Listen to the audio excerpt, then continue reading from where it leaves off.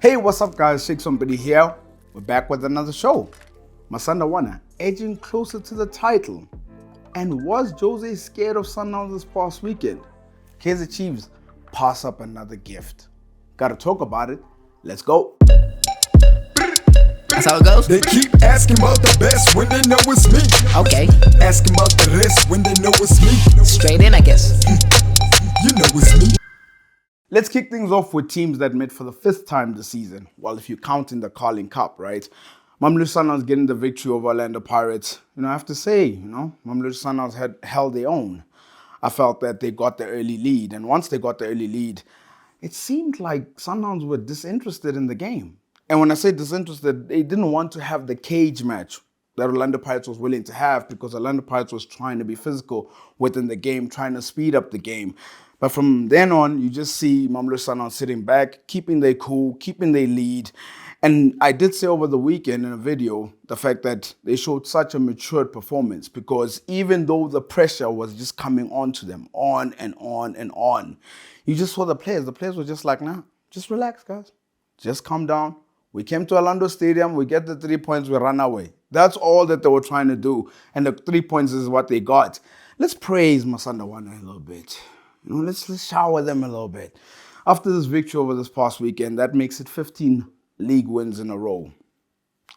They beat Kaizer Chiefs and Orlando Pirates home and away for the first time ever. A side does that in a campaign. Beating Orlando Pirates for the 25th time. 25th. Jeez. And Rulani winning his first 11 league games. They're sparkling this side. They really are. And they seem to be getting better. And it's almost as if like they know the objectives that they have to get with regards to the season. And also the fact that CAF is around the corner. They also have a gem in their side, Kaizer. I've spoken about this player. I've spoken about the fact that I'm really liking him. And he just seems to be getting better and better. He's just behind Peter Shaolile on the goals. And Peter Shaolile is like the best striker within the league.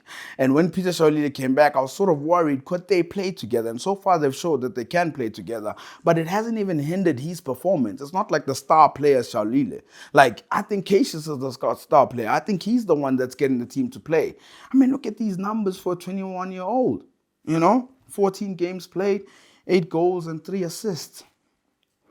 This guy's got end product. If there's one thing I ask of South African players is, yes, you can dance, yes, you can do the dribbles, yes, you got some pace, but you got to have some end product. You got to be able to affect games, and that is what he's doing. And you can just see that his future is really bright, without a doubt. Bafana Sundowns, and potentially even overseas. The league is done. Yeah, the league is done. I have to continue with what I've been saying. So I did say if they got the victory over Sekhukhune United and as well as Orlando Pirates, the league is done. Why is it done, Shakes? Because I don't see any other team getting 16 league wins. I don't see it. Maybe SuperSport? Maybe. But other than that, I just do not see any other side getting to that place. Now this means that Rulani and his troops can focus on CAF and as well as the Nedbank Cup, which they start tonight. The league is done in Feb. Now, with it being done in Feb, viewers, who do we blame for this? Do we blame Mamelodi Sundowns for this? Is it their fault? Why they've been able to win the league in Feb? Because I can't see any other team catching them, and I'm sure you can't either. And I'm disappointed. I'm frustrated because other teams didn't come to the party. I look at other teams and I just think of their squads. They could have at least pushed Mamelodi Sundowns to April at least. At least till April. But that's not the case. They just find themselves far behind. The question I leave with you guys with is, why is it this way? Why are we here? Let me know in the comments. I'll be reading. Orlando Pirates. I had a look at their starting 11 against Sundowns. I think Jose was scared. He was scared of Mamelodi Sundowns, especially considering the past meetings that they had. When I saw Musela starting, I thought, there was just too many midfielders within that side. I thought he was trying to start on the counter. And even in the first half, you could see it was not the best of first halves. And eventually, when you make some more offensive changes and bring in Vincent Pule on, all of a sudden you see this team that's putting Mamelodi Sundowns under pressure. Now, the frustration for every person that watches football, you ask yourself, but why not start like that against Sundowns? Like, I mean, why don't you just go toe-to-toe with Mamelodi Sundowns, especially considering the side that you guys have? And I'd like to bring Kaizer Chiefs into this matter as well. But before I do so, I'd like you guys to listen to something I recorded 2 years ago. I recorded this in 2021. Have a listen to this. Dear Orlando Pirates and Kaizer Chiefs, two teams with rich history, two teams with a lot of success in the past, two teams with enormous fan bases. We're halfway through the stage of the season. Not 5 games to go, not 3 games to go, not 7 games to go, not 1 game to go. And Mamelodi Sundowns are 18 points and 17 points clear of the both of you. I don't know what's going to happen with the 2 games for you, Kaizer Chiefs, that you missed. So I don't know what's going to happen there. We're still waiting for that outcome. But as it currently stands, the log table, they are 18 points and 17 points clear of the both of you. How did we let it get to this point? If you fail to plan, you plan to fail. That was 2 years ago. 2 years ago, yeah. How do things look now? Let's remind everybody, it's only February. Mamelodi Sundowns have collected 12 points over Kaizer Chiefs and Orlando Pirates this season in the league games. So home and away, they've been able to beat these sides. And now the gap as it currently stands is 27 points. 2 years ago, it was 17, 18 points. Now it's 27 points. So that means Mamelodi Sundowns has either really progressed or the Soweto Giants have gone backwards. The gap is widening. And that really does scare me because I just think of not just even just points, not even just the playing philosophy. It's really widening. And the fan base of Mamelodi Sundowns is getting bigger, but they're just getting away. They're getting away. And these are the 2 teams I would have liked for them to push Mamelodi Sundowns at least till April. Most definitely. You know, both sides currently as it stands has played 18 games. I'm talking about the Soweto Giants. And you telling me both squads are not good enough to at least get 12 wins? At least. They've only won 8. You telling me all of a sudden S2EP27 is not a good player? You telling me all of a sudden that Jugmanja is not a good player, for example? Sibisi? You know, Peterson? You telling me these squads are not good enough to get 12 wins out of 18 games? Never mind Mamelodi Sundowns. I think Mamelodi Sundowns has really gone far away. They're struggling to beat other teams. That's the reality of it all. They're struggling to beat other teams. Never mind having to beat the best team in the land. And in the long term, you just sort of look at it and say, if they don't plan, if they don't have any long-term visions, these gaps are going to get wider between Mamelodi Sundowns and them. And all they'll be left with is just the history. That's all they'll be left with. But let me know what you think in the comments, because I'm disappointed. Amakhosi were also in action this past weekend against TS Galaxy. Game ending 0-0. You know, a credible point for TS Galaxy, considering the red card that they had within the game. So they were forced to play in that way. So I totally understand it was very early on in the second half, and they just had to simply defend. And besides, TS Galaxy, I mean, look at that. They know how to grind out a 0-0. Those are 9 games that ended 0-0. And they're not far from the drop, so every point does count for them. As for Kaizer Chiefs, I mean, they failed to capitalize. They failed to capitalize on the fact that TS Galaxy got a red card. They played over 35 minutes, you know, having 1 man more and still not being able to test the goalkeeper enough. What surprised me the most, I mean, after the red card, changes were made, right? Bosumbuli came on, you know, Sokota came on as well. But the crosses were just so poor. Like, I couldn't believe how poor the crosses were. You know, Sokota is supposed to come on and be able to provide that width. The crosses have to be a little bit more accurate. And when I talk about completed crosses, I'm talking about a cross that comes in and someone heads it, or a cross that comes in low and someone taps it. I'd love to see the completed crosses that were done within that game, because even the fullbacks, they were really bad at it. And Kaizer Chiefs ran out of ideas. You could just see they were even shooting from far away. At Milson Dover as well, having a goal, a centre back. And when you get gifts like that and you don't take it, there's questions that have to be asked. Because then you just like, we can't just blame Mamelodi Sundowns for their dominance. When you get gifts like that, when you get to play a side that's fighting potential relegation, get a red card, and you're not able to open them up, you're not able to even test the goalkeeper, even the possession that you guys had, it's disappointing. What even got me more frustrated was after the game. I love Atoswane, man. I said it before. I do. He's one of the reasons why I followed this club. But he says he could have sacrificed a defender and put in an attacking player. And that's the questions I had in terms of why Wandile Duba was not brought on. And he was trying to be cautious for the potential counters that TS Galaxy had. If you watch that last 35 minutes, TS Galaxy had no intention of attacking. No intention. But he was cautious that they could have played on the counter and they could have gotten a goal. And there lies the problem.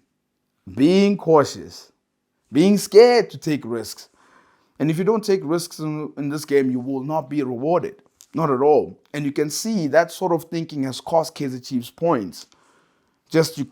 In the way that Atoswane has been able to just almost look at not being defeated instead of going right out for the win. Qualifying for Africa is going to be tough for this side, man. But like I said, man, I said this before, whether Atoswane likes it or not, and he's right, it's a long-term project that has to be done without a shadow of a doubt, but every season is going to be assessed. And come end of the season, there will be an assessment in terms of whether he is the right man to take this club forward or not. Two sides with great ambition. SuperSport United going up against Cape Town City. It was always going to be a great game. Gavin Anthony's men walking away with the 3 points.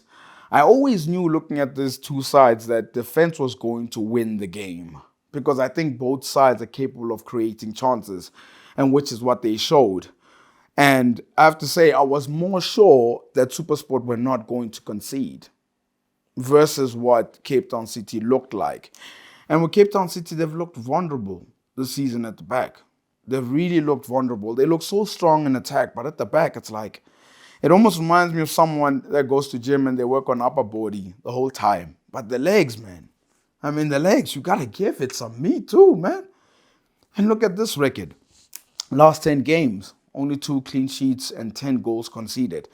So they're not even keeping clean sheets at all.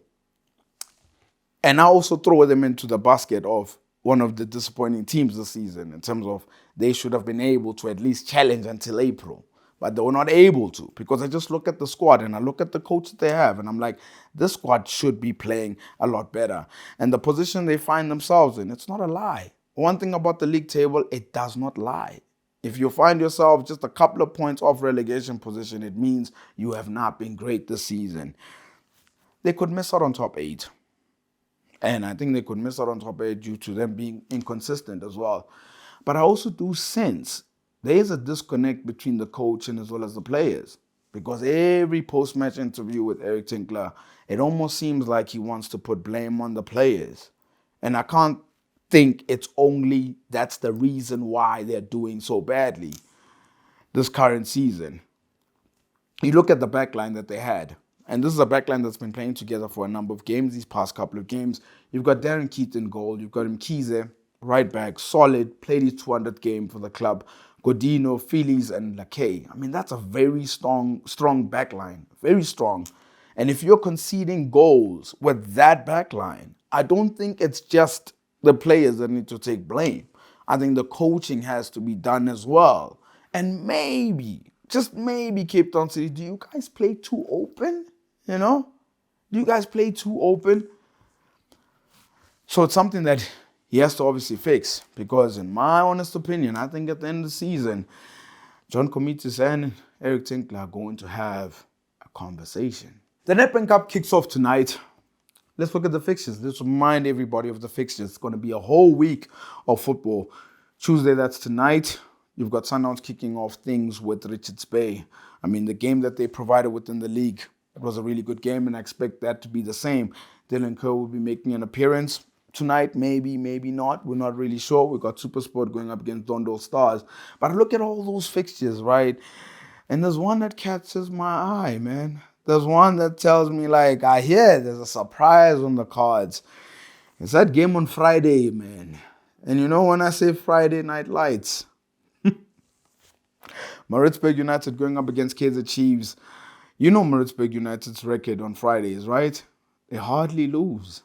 And I think there might be a surprise there. I'm keen to see the odds on Betway.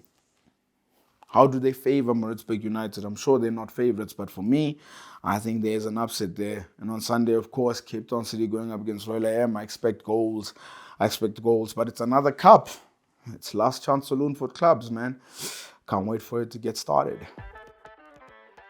It's time for our weekly bet of the week. The purpose of this segment is to show you my bet slip in hopes that it helps yours light and green. The more accurate, the more cash you get. Let's get into it. It's another week and there's plenty of fixtures to look forward to. But like I always say when I win, before I get started, you gotta look at that bet slip, man. I doubled my money. I did. My selections for this week: Sunderland going up against Fulham. I've gone with over 2.5 goals. Manchester United going up against Leeds. Jesse Marsh just left, so I don't know which Leeds to expect, but I think Man United will still get the job done. And last but not least, AC Milan going up against Torino. I've gone with AC Milan or draw and over 1.5 goals.